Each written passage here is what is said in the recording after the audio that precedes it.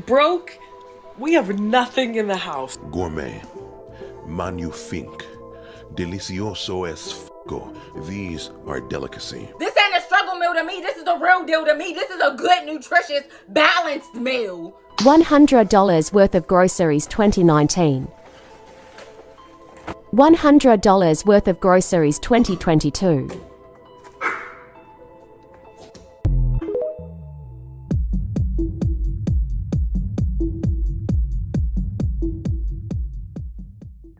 As far as increasing in cost, that's more people become millionaires during recessions and inflationary periods than non. So, really? Yeah, that's kind of an interesting statistic. That's because people who during that time, people want to.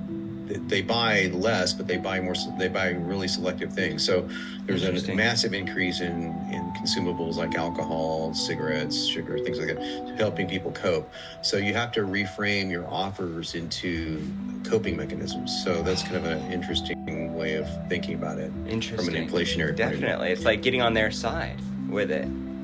Well, you should be, generally speaking, that should be the case no matter what. But so I've, like the past year and a half, have retooled positioning offers to being, to phrasing them as making yourself recession proof. So how do you recession proof your business? How do you do this?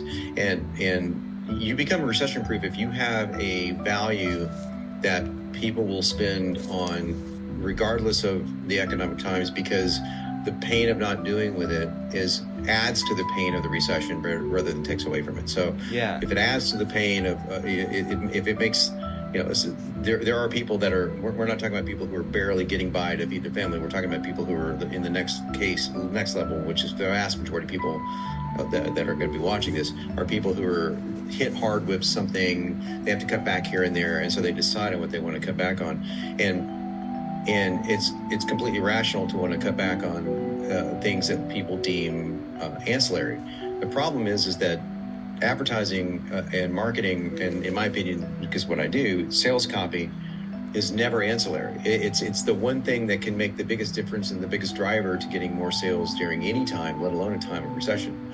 So you just have to have better copy and cut through the noise and make a better offer. So yeah, getting that down is what our focus is. This is why Benson was created as an AI tool that does what it does. It basically gives you the voice of. What do you think about coping mechanisms in relation to that? Do you are you, because I see that that's a part of your philosophy already. I see your philosophical brain already in thinking strategically, where you want to go. You're seeing inflation as a process that's happening, so you want to go with that process, not against it. You don't want the salmon going upstream. So you're telling them, hey, all these products, when inflation happens, alcohol is going to be different. All of these different types of things are going to have a new ring to them, and it's going to be affected by this process. So that is killer. I love that. And you're thinking certain things will become coping mechanisms even. So they'll, gosh, that's beautiful. So the more you can turn your offer into, when I say a coping mechanism, I'd be more specific, a healthy coping mechanism, something that helps people get through it. Is Benson helping you to kind of get through your own thinking when it comes to, because how do you think of a coping mechanism, really? It's like one of those things, it's almost like trying to see your own eye. It's very hard to really get at it. So are you using AI to consider some of the different psychological triggers? It's a great question. No, not in this particular case. Benson freaks me out every single day. And today was like you're catching me on an interesting day, because today was a day where I came up to my wife and I said, I'm not going to sound melodramatic. I don't mean to sound like a pretentious ass or anything, but I'm going to quote Oppenheimer, I am become, who's quoting the Bhagavad Gita, I am become death, the destroyer of worlds. And so, like, when he sees the atomic bomb go, right? And I feel like when it comes to copyright, you're going there. You're going there. The entire copywriting world.